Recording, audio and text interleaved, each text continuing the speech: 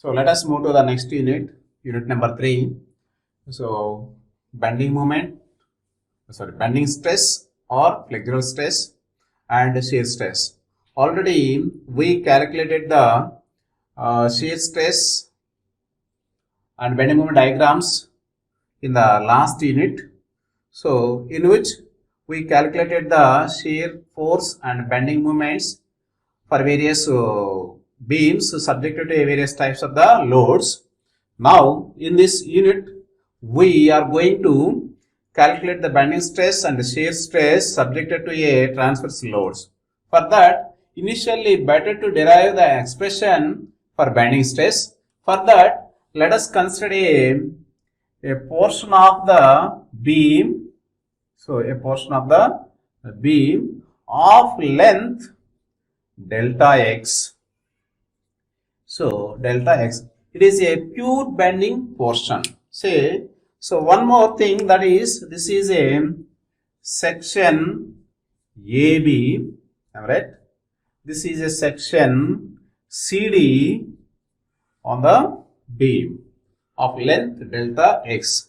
I think that, so this is a upper or top layer, this is the bottom layer, this is the position and shape of the a portion of length delta x before bending.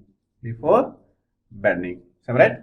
I think that there is an axis called as neutral axis. This is represented by NN. Alright. So in which let us consider a layer very close to the neutral axis. So this is a one more layer, right, at a distance y from the neutral axis.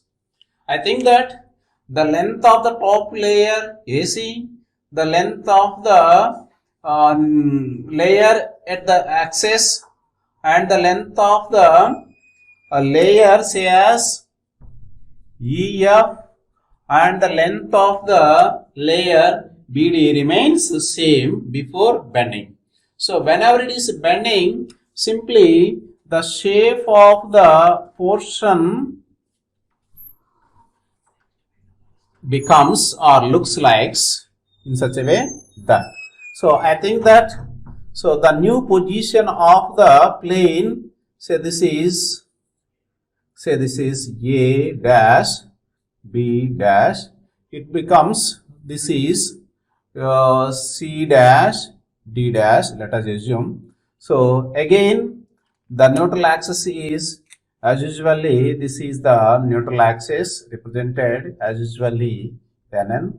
So what about the EF layer? The EF layer is E dash F dash. The E this is the E dash F dash. So this is the position and shape of the layer or all the layers after bending. So this is after bending, right? So I think that there is a compression in the top layer, there is a expansion in the bottom layer, and there is no expansion or compression in a particular layer, that is NN layer. That layer is called as neutral axis. So for that calculation, let us join these two and intersect at a particular point O. So the separated angle is taken as theta. The radius of curvature to the neutral axis is taken as R. What about the distance to the layer E dash F dash? That is Y.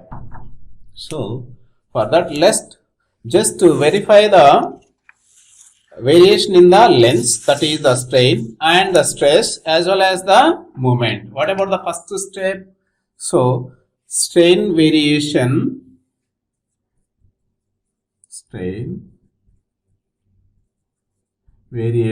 along the depth of beam. So along the depth of beam. So what about the original length? The length of the layer NN remains same. before and after the bending. So it means the length of the beam NN is equal, that is delta x is equal r theta. See equation number 1. That is the original length. What about the length of the layer EF before bending? So length of the layer EF before bending. So before bending. So I think that is delta x before bending, that is delta x, that is equal again simply r theta. So what about the length of the, so length of the layer E dash F dash, that is after bending. That is after bending. So simply that is, what about that? So from this equation, so that is called as r plus y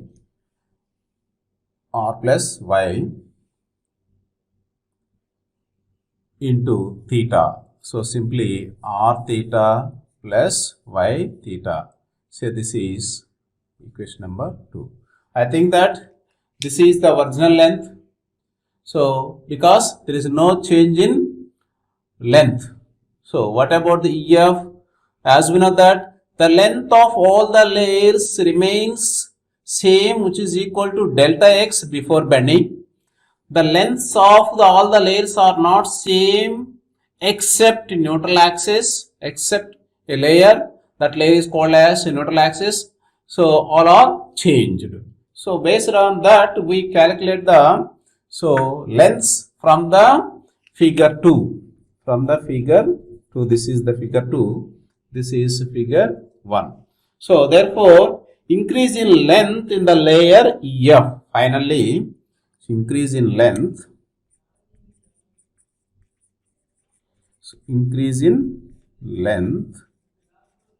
EF. So we know that it is a layer below the neutral axis. There is increase in length. So that is equal. Simply subtract the equation number 1 from equation number 2. Therefore, so r plus y into theta minus r theta. So that is equal to r theta plus y theta minus r theta. Finally, it is y theta. This is increase in length. Therefore, strain.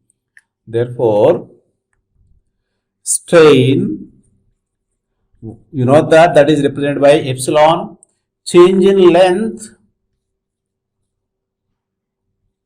by original length. So therefore epsilon is equal to, what about change in length? Y theta by what about the original length? R theta. So finally y by r. Therefore a variation in the strain along the depth of the beam is y by r. Say equation number A. So we know that epsilon E is equal to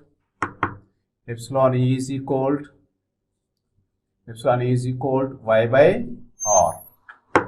So this is the relation between the radius of curvature and the strain. We know strain is equal to y by r from the strain variation along the depth of the beam, say as equation number A, as you know that. Now let us see the stress variation. That is the second point. Stress variation. So as we know that the relation between the stress and strain. So according to the Young's modulus or the Hooke's law. So Young's modulus E is equal to stress by strain. Already we know the strain. Young's modulus is equal stress by Y by R. So therefore, E into Y by R is equal to stress. So just make it for our convenience, that is equal to E by R is equal stress by, so stress by Y. So this is equation B. So what about the relation stress by, so Y is equal to E by R. Now let us see the moment of resistance. The third one is moment of resistance. Moment of resistance. So this is the very important parameter in this unit. What is this? So whenever a body is subject to a transverse load, am I right? So it bends, am I right? We calculated the bending moment. So in the second unit, how much amount of the resistance offered by the body to the bending moment. So for that, let us consider, so this is a part of a beam. As we know that there is a neutral axis. So this is the neutral axis represented by NN as usually. Am I right? In which let us consider an elemental area. So this is an elemental area dA. Am I right? At a distance y from the neutral axis as usually. Y from the neutral axis. So just how much amount of the force? So now force on layer. Now force on layer. So that is equal, as we know from the stress, strain relation, and the stress is equal to P by A. So therefore P is equal to stress into area, that is equal, force is equal to stress into area. Stress into area. So that is equal to, stress is represented by sigma and area for the elemental one is dA. So this is the first one. I think that from this equation, from the equation B, what is the stress? That is equal to, what about the stress? E into Y by R is the stress and dA. This is the resistance, that is the force. What we have to calculate? We have to calculate the moment of this force about the neutral axis NN. Then calculate the, so now calculate the moment of this force. So moment of this force about NN, So therefore force on the layer represented by M for the elemental one dM. So that is equal force on layer. What about the perpendicular distance about this is Y. So that is the one. We know the force, for example, that is equal E into Y by R into dA into Y. This can be rewritten as, so that is equal E by R into Y square into dA. So this is the moment produced by a force on a elemental area dA. So then the moment produced, the total moment is obtained by integrating this equation. Say this is equation number 1. Simply integrate on either side, integral E by R into Y square into dA. So this is equal to, M is equal to, E by R is the constant, integral Y square into dA. As we know that integral Y square into dA is the area moment of inertia, that is represented with I. So therefore M by I is equal to E by R. Say equation number C. So from the equation number B and C, so from the equation number B and C, E by M by I is equal to, so sigma by Y is equal to E by R.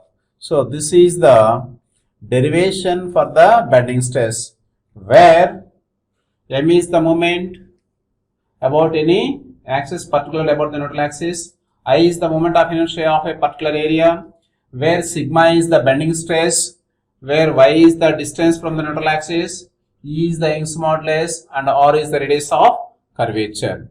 So today's class we covered a derivation for the bending stress. Initially we considered a portion of the beam with the length delta x, and there are three layers. One is the top, second one is the bottom.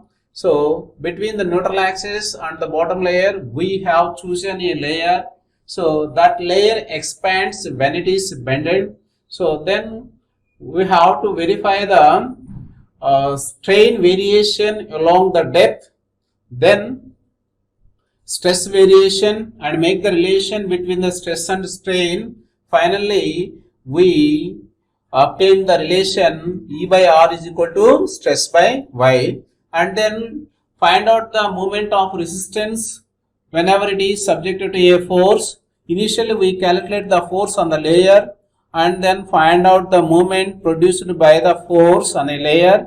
So then total moment produced by the force on a particular area is obtained. Finally we know the M by I is equal to E by R. From the equation B and C, so M by I is equal, sigma by Y is equal to E by R. So let us see the problems on this concept in the next class.